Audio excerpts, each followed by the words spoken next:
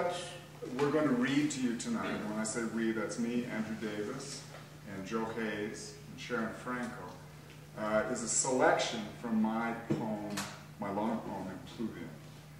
Some of you have heard it before, but for those who haven't, I am going to give a little introduction, actually quite an extensive introduction. I'll try to get through it quick, as to what Impluvium is, because it's not a normal poem. It's not something that people would be familiar with. I don't want you struggling at the beginning to try to figure out what the hell is happening. About 10 years ago, as a poet, I ran into a wall. I ran into just a series of problems. My poetry production stopped dead.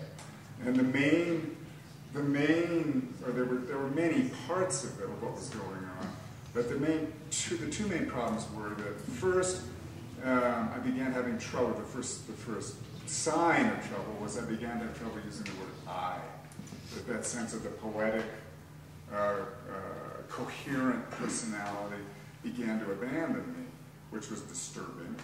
And so I tried using he and then she, and pretty soon all of it began to feel problematic, that sense of a central personality, which is so much a part of what poetry is about, this person, a single male or female, trying to interpret the world through their own sensations, wasn't working for me. That was the first thing. The second thing was it was an overwhelming sense that poetry had artificially, and I mean, again, this is just me, had artificially limited its world, had limited the kinds of things that were includable in a poem. For me, I felt like there was all kinds of experience that I was cutting away, things that I loved, bad jokes, politics, history, all sort of classes of human experience. Impluvium, the title Impluvium, the word Impluvium, is an architectural term that in the classical Roman house, the Impluvium was the central courtyard with a central pool where all the water that fell in the house was gathered and then used by the house. That was the Impluvium. So the idea of Impluvium is that it's a gathering in of everything that falls. In other words, a using of everything human possible to supply the poetic engine. Those were the two sort of impulses in what happened, what got produced almost without any intention on my part. It was almost as if I just sat down and started writing this way. It was a very strange long poem that I've been working on ever since. And the characteristics of that poem, of Impluvium, are several. One of which is the central personality fell apart into a series of different personalities. It's one person talking, it's me, it's the narrator, but it all dissolved into these various other voices. Some of them are humorous, some of them are arch, some of them are very simple. There is, for example, the voice of the weather that intrudes. Every once in a while there's just an announcement as to what's happening in the weather at that time, whether it's raining. A lot of this I wrote in Spain, in the north of Spain, where it rains all the time, so there's a lot of rain. Plus, rain is the main symbol of Impluvium. The rain gathered in, the generative rain, but also the rain at the end of time. There's also a voice, and tonight, Joe over here, among his many duties, will be the voice of weather.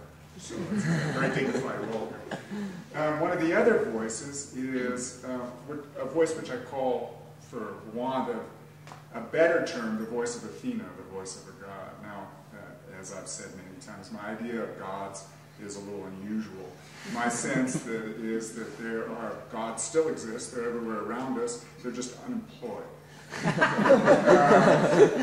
And useless in the world in which we live, especially the little gods that accompanied us in our voyage as human beings all these centuries. The Lares and Penates, the household gods, the guardian angels, all those gods and angels that were employed, that people used and needed, now are suddenly wandering the world with absolutely nothing to do. So occasionally they can cause a little problem, make your car break down or something, but they're there and lost. And so Sharon, tonight, incarnates the voice of Athena. In this case of an Athena who's really pissed off. That's another voice.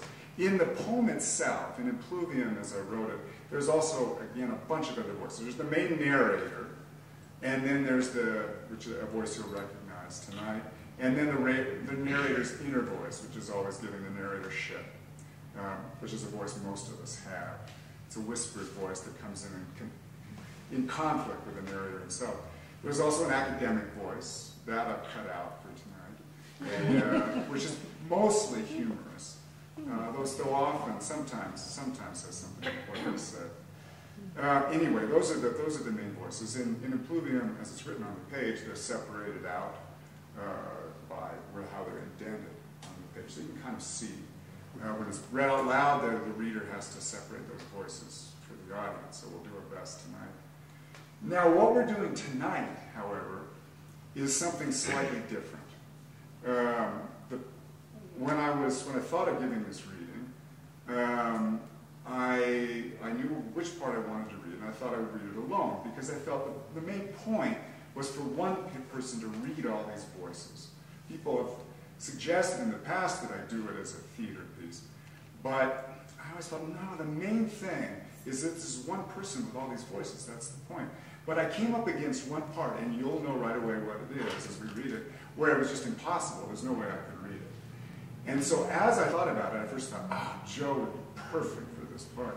And then I thought, man, if I just mind back into Impluvium, this one part I'm reading, which is the last book of it that I wrote, actually has a certain narrative quality that would work if I stripped away some of the other stuff and kind of almost went against the nature of the poem. I had something that could be read as a dramatic reading, and it would be kind of fun to try. Tonight's a total experiment. In some ways, I'm violating my own principles. but it works enough to try it. And so we'll see. We'll see how it works read out loud. A word about the poetic language. This is not easy going, I will admit.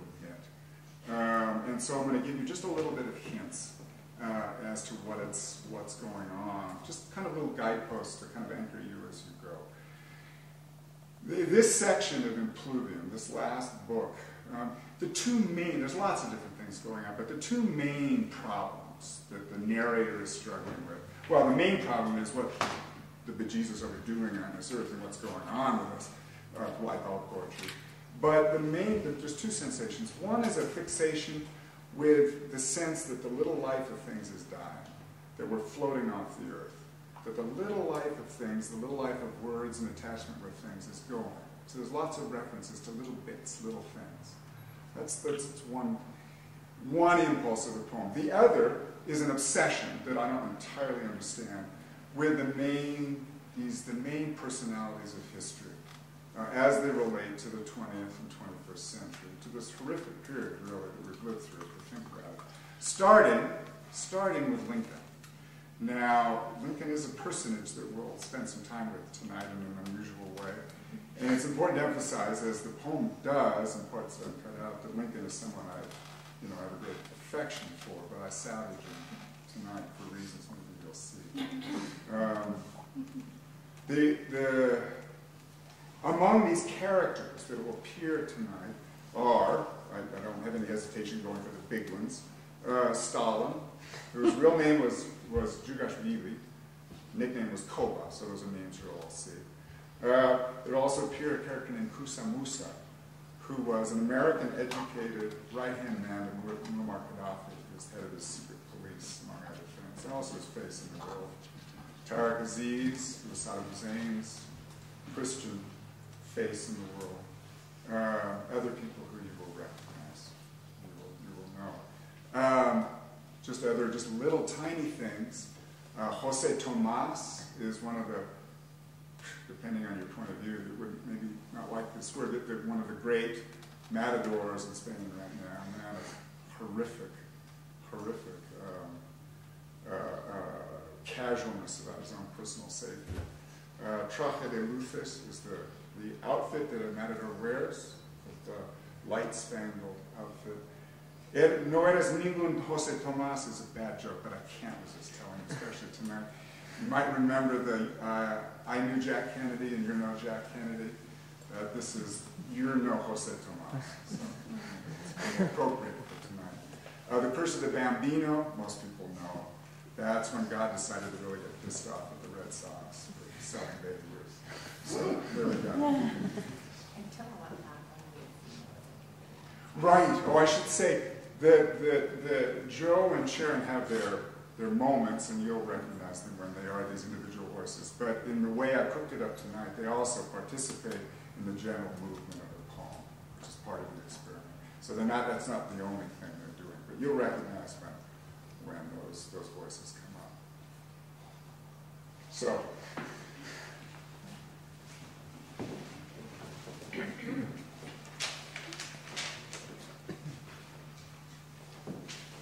Okay.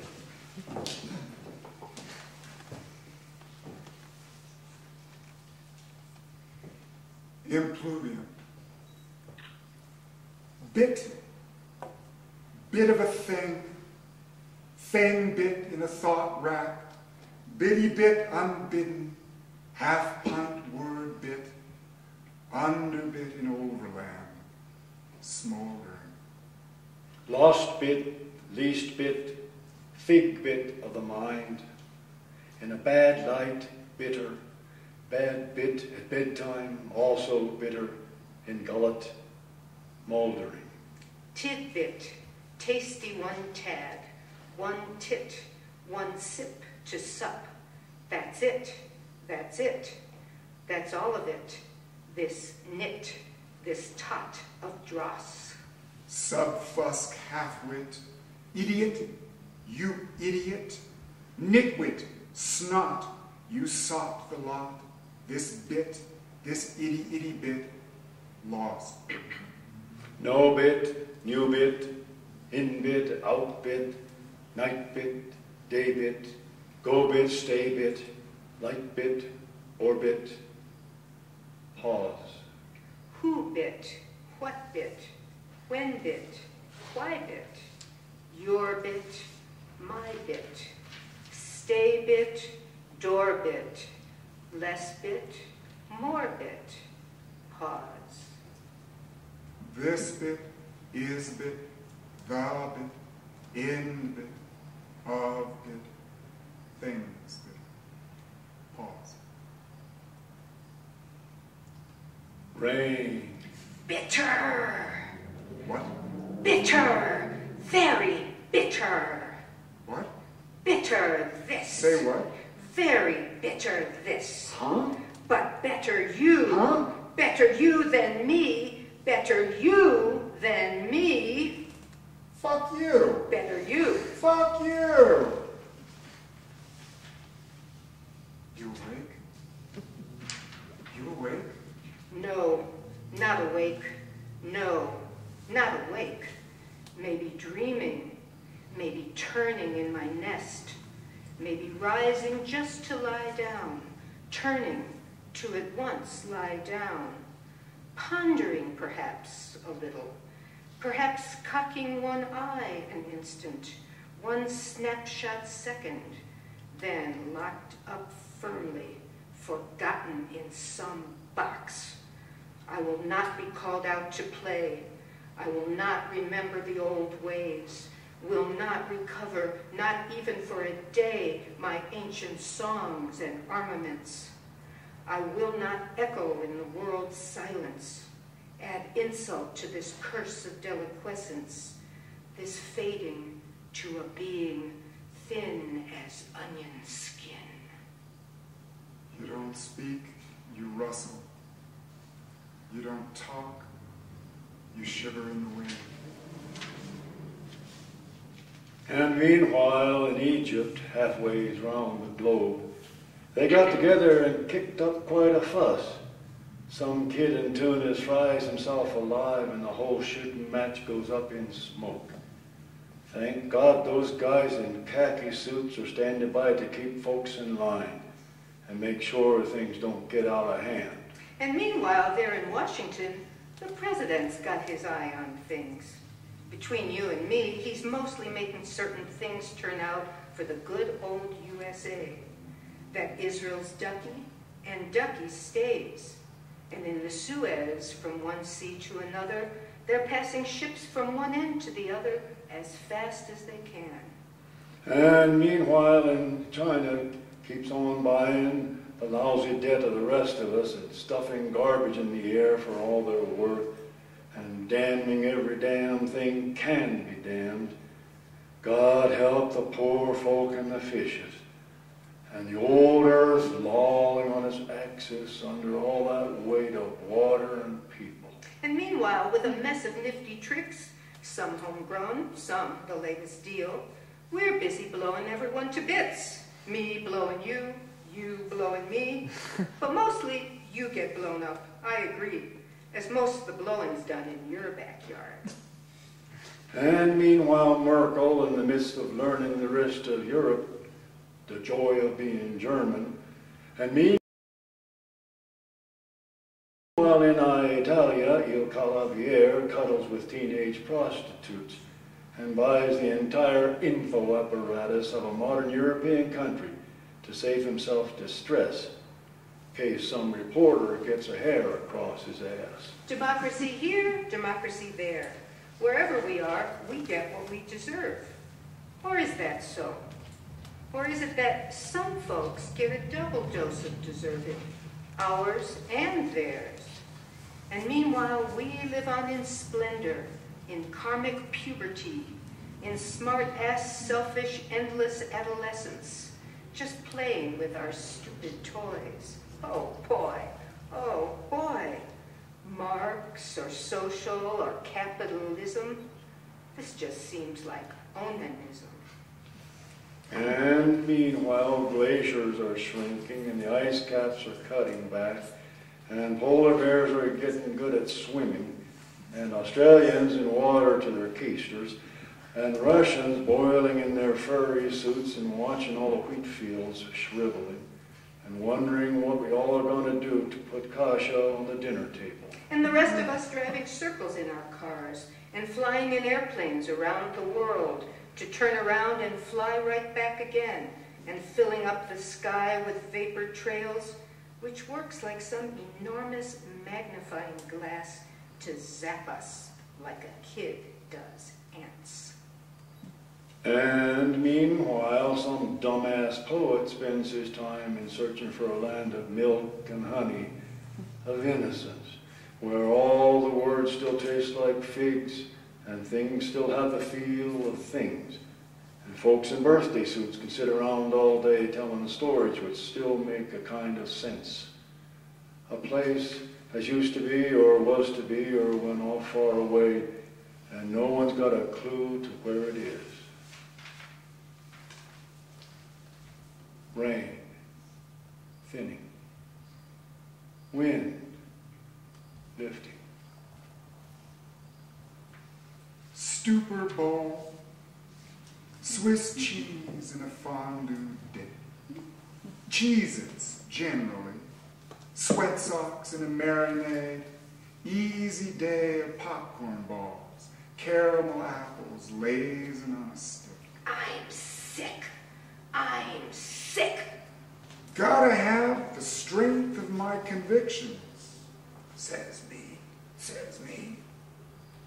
Wind and rain, rain and wind. Gotta have the conviction of my strengths. Well, which is it, man?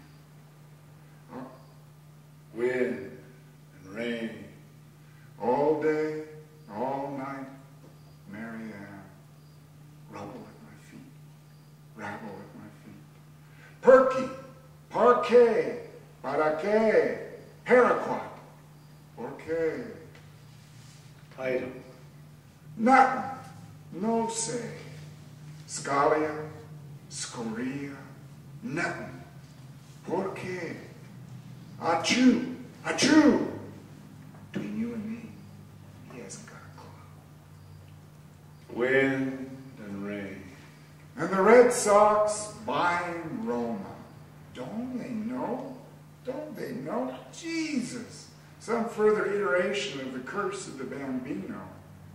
Up 3-1 at break, lose 4-3. See? Oh, Toti, running around like a bunch of third graders, they dozing away the day. And Gaddafi trembling at the edge of the abyss. And with him, you and me, oh, Muammar my, their caskets clog the arteries of oil. And more power to them. But who's ever seen a revolution brought anything but pain? Rain and wind, wind and rain. Mr. Moonbeam, you've been good to me. Will you be my God? The wind blows, the house shakes, the idols tremble on the mantle. They tip, they fall, they break. They are at once miraculously restored. For shame, I did not show the man the door, or cry out when the others cried aloud. I was frozen in the white of my own shroud, and the shameful static of the funeral mass. Alas, alas. Little man, little pip of a man, little pip. Rain and wind, wind and rain. What do you mean, happy birthday? Get away from me with that there knife. Rain and wind, wind and rain. Enter Lincoln, coughs, declaims. Enter Pooh-Bah, coughs, declaims. 77 years ago, Foul, sore, and severed years aghast. our fathers brought forth on this continent a new nation, conceived in liberty and dedicated to the proposition that all men are created equal. Our festers brave filth and incontinence of lewd lotion, contrived in puberty, and desiccated to the supposition that aldermen are seated evil. Now we are engaged in a great civil war, testing whether that nation or any nation so conceived and so dedicated can long endure. Now we are enraged to our gray shriveled core, toasting Werther, that lotion, or any lotion so deceived and desiccated, can schlongs ensure. We are meant on a great battlefield of that Weeds war. are set on a steep spittle field of that sort. We have come to dedicate a portion of that field as a final resting place for those who here gave their lives, that that nation might live. We hoard gum to desiccate a lotion on that fold, as a vile roosting space for those who here grub their loves, that this lotion might sit. It is altogether fitting and proper that we should. It is all a lather, witness the prostate, that greed should screw thus. But in a larger Not sense, in a garbled tense. we cannot dedicate, we cannot consecrate, we cannot hallow this ground. Need cannot desiccate, creed cannot copulate, greed cannot hollow this grind. The brave, The grave mean, living and willy and dead, who struggled here, who straggled clear, have consecrated it far above our poor power to add or detract. have constipated it far above our boorish flowers to nads that they retract. The world will little note, The worlds are little motes, nor long remember what we say, nor long the member which we flay here. but it can never forget what they did here. But it can sever faggots what they slid where. It is for us, the living, rather to be dedicated here to the unfinished work which they who fought here have thus far so nobly advanced. It's Rust, the loving Ruther, to be desiccated here, to the unvarnished jerk who flopped her, half thrust for so nubile and enhanced. It is rather for us to be here dedicated to the great task remaining before us. It is rougher for us to bring her desiccated to the great tusk maiming before us. For from these honored dead we take increased devotion to that cause for which they gave the last full measure of devotion. That from this cornered dread we take a greased concoction to that schnoz for which they saved their lustful, measly that we here highly resolve that these dead shall not have died That in vain. weird fear lightly dissolved, freeze-dried shells not have fried in wine. That this nation, This lotion, under God, analog, shall have a new birth of freedom, shall have a new bathing season, and that government of the people, by the people, for the people, shall not perish from the and the earth. grubby mints of the peacocks, by the peacocks, for the peacocks, shall not garnish surf and turf. Come, froth, little moan. Come forth, little man. Pit, pit. I was hungry. I was scared. I was alone. Wind and rain.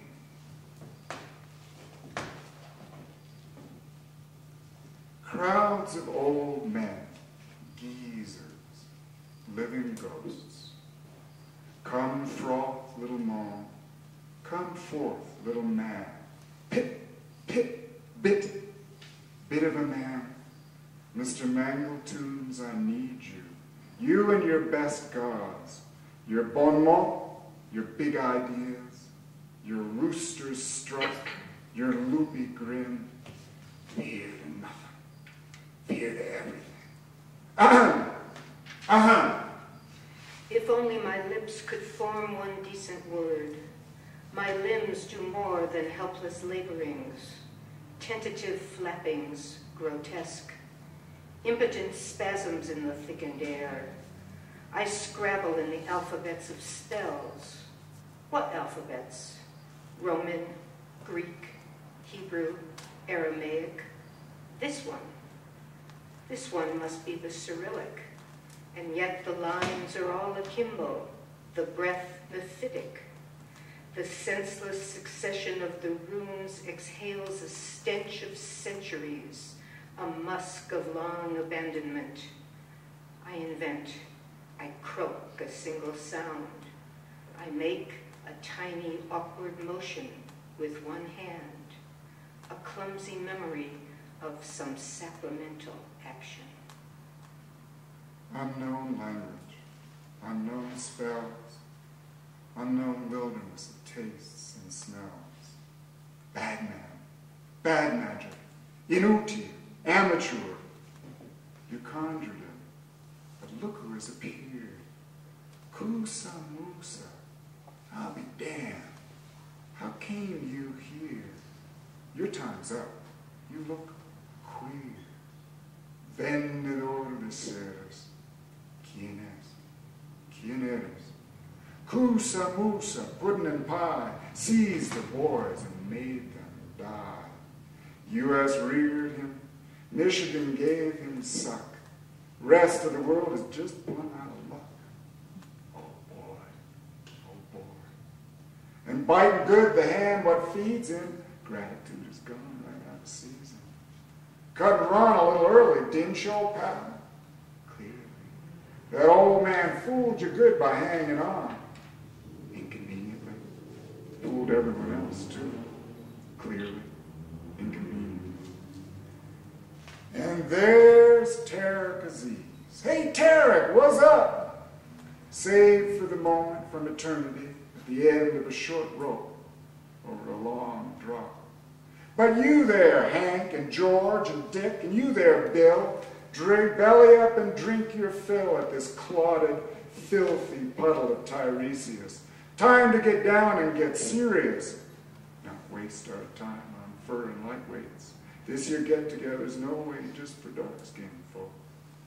Your crowd of old men, geezers, living ghosts. Crowd of old men, ancients, specters, aged beyond death, attentive listeners, preserved in perpetuity by a sort of desiccation, an undoing, a ruthless extirpation of all helplessness or holiness or what? I think it is this living knot, that though they die, these men will not. There's nothing in them left to die. There's nothing left to stop or to corrupt. It's like the death of iron or of steel. The substance only grows more resolute, quenched in death to pure malignity, hard as the diamond grubbed from poverty, ductile with the cold servility of lead. And I among them, silent supernumerary, browbeat accomplice, terrified remainder. Eyes like pools from the beginning of the world. Eyes like water from those pools, reluctant, absolutely still. Coroners of the globe, future pimps, death managers, pleasure bureaucrats, orgasm actuaries, redemption guarantors, collecting vital organs saved against our will, beating, pulsing still in polished trays of sterile stainless steel. And I among them, to hide, to do their will, or to wait for that one old man to appear. Who will never appear, not appear, never forsake the wretched precinct of his final resting place, the subarctic semi-permafrost, which neither protects or preserves or guards or maintains. His body is lost. His body is a fixture of the past. So much a fixture of the past that though I might kiss his hands, I'd only polish stone. Do I go it alone? Go on alone? Trail a grapple? Troll the undergloom? Snag by chance a knuckle of corrosion, a tentacle of rust, a clot indiscriminate of what's now and forever lost, a clot indeterminate of words gone on from the bright detail of being to the grubby monochrome, the terminal awful monotony of vanquished matter? A little would have been something, a bit, that much the better. A telltale tick of radioactivity, a breath of vital heat, a hint of musk so delicate, a whispered word so cautiously released that only the most sensitive device could catch it, could detect it. As luck would have it, you were the last to own just such a thing, to know to manage it, tune it, listen in, before the world, it seems, signed off for good. Long ago, the great explorers cast a net to time and stars around the globe, the warp and weft of latitude and longitude, and by virtue of that webbing dared to crawl across the surface of the void. Long since that web, no finer than a hair, has swollen to a python's girth, has multiplied in veils, bands of carbon, fiberglass, and steel, nailed in place with perfect spikes from space. And in that loving, garret-like embrace, the earth itself has finally expired, held to rot in perfect immobility. In the beginning, from an unknown star, a scrap of light began an endless voyage across an unimaginable wilderness of space to warn against the one unthinkable mistake, to not protect the little life of things. As luck would have it, it finally arrived. As luck would have it, just too late. Just after, to our permanent disgrace, we turned, and with a careless shrug of thoughtless, frivolous disdain, walked on into the garish, grubby waxworks of a future we had foretold, prepared, then conscientiously arranged, a tableau vivant of leering, naked fools. O holy ones, if any still abide, you keepers, warders, guardians of the secret precincts of our private lives, you goblins, angels, lares and penates, you little protectors of the sacred little things, come out, give up, give in, be made again, converted into harmless fairy tales of swiftly, deftly. euthanized. What? Are you kidding? Are you mental? No way, old buddy. No fucking way. Rain. Rain. Fucking idiot. Rain. Night. Lightning. Distant. Who? Who? So it's you, is it? Is it you? You behind this pseudo-czar, new age, newborn, newfangled Mongol despot with newfound superhuman powers, forged anew? Well, there you are. But why am I so hesitant? Why so surprised? Why afraid to look you in the eyes, to welcome you back into the present? Shucks, no mystery there, boss. Thunder. Distant. Zhugashvili, Stalin, hieratic Georgian, priest of the past and prince of things to come, bastard of Byzantium, east and west and east, war in war, and war in peace. Your boot tips gleam beneath your soiled cassock hem, abstract Cossack charlatan. Are you vested in Rublev gold? No. The gelid gold of Van der Weyden? No. Que va, of course not. No. A squalid black, orthodox and shapeless, you preen before us, you take no notice of the millions of souls who trail behind you, weeping, weightless. Faint breath of wind. Item, fresh news from Dreamtime, for what it's worth. You cannot be both of and above the earth. Take note, take care. Faint breath of cooler air. Stand clear, Stalin, Kolbar. Come unto me, all you who travail are heavy laden, And what about Bin Laden? But no, not Bin Laden, no. For old Bin Laden's been dropped into the sea.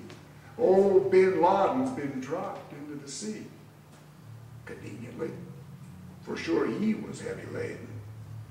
Old Bin Laden's been dropped into the sea. Him and his pornography made sure we knew. As of old in Argentina, hide the unfortunate location of that bullet hole, perhaps? They think the geezer's going to cut and run, or pull a Rambo and spray them all with lead, or pull some lever, blow them all to bits. Suppose he could have. Suppose he could have done it. Clinton on camera, sucking on her thumb. 'Twas her allergy, says she. And could be. Could be. Oh, he was a especially nasty one. I agree. Guess I agree. But this seeding corpse has got to stop. Too full, the sea. Rumble. Less distant. Thunderclap. Nearer. Wind. Sudden. In the trees. Where was I? Oh. Or was it me? Is it me? Well, that's a question. Apart from me, this accusing finger. Apart from me, this cup. Ah, shut up. Shut up. Silence. No wind. Silence. It's you and me. Then we agree. Well, that was easy. Who? Too full to see. And me? Who? Silence.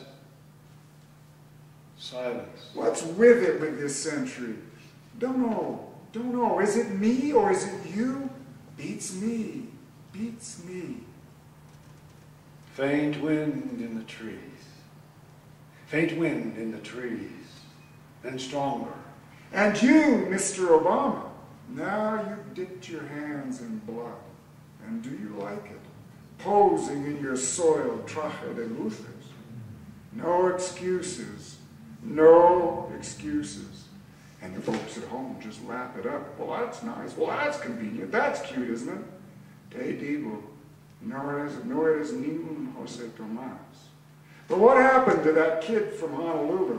And who's this zombie in the Oval Office? Cut your losses. Cut your losses. Faint wind in the trees.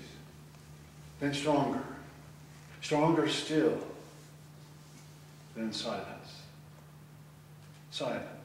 Day of waves, gone every which way.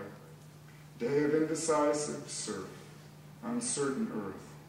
Molten the sea like iron, little brittle iron waves, waves the color of iron, tarnished steel.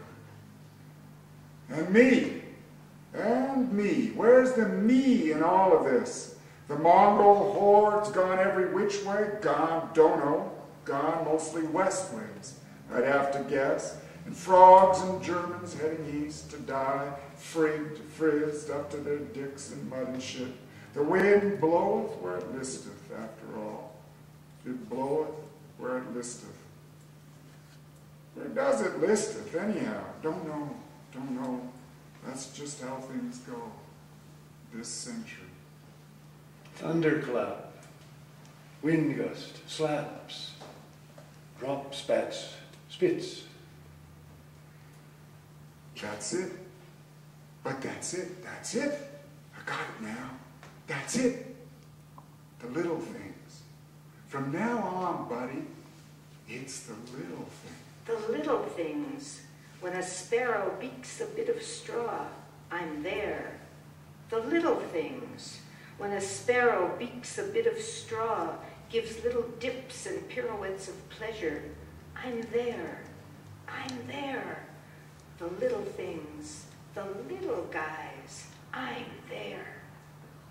When a sparrow, when a swallow, the avatar of hurry, leaves off casing all the joints at once, collapses breathless on a wire, instantly shams as Utsu cool, arrows off to commit more petty crimes, I'm there. No doubt about it. I'm there.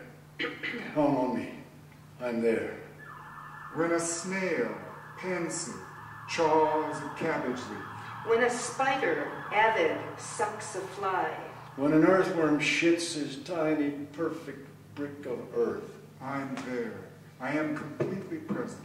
When in the cell, in the interstitial dark, the cascade, osmotic of the healing nutrients, bathes the fragile membranes of the nucleus, cools the frantic coupling of the DNA, the hellish, ceaseless cycle of reproduction, I'm there. I'm there.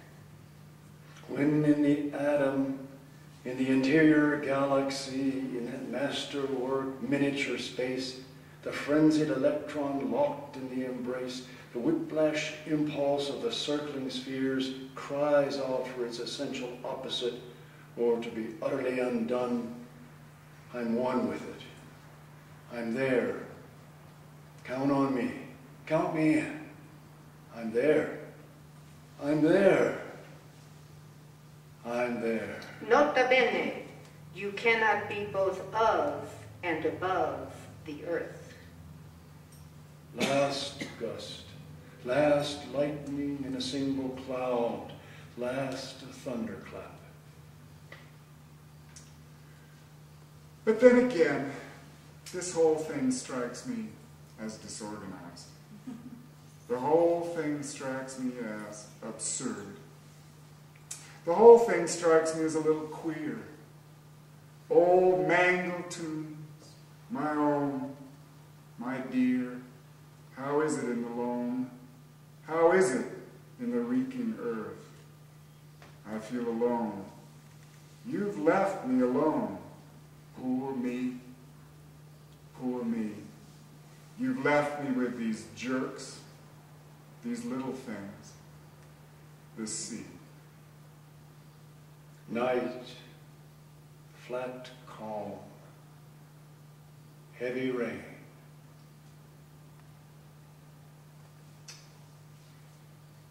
That's it. Thank you very much.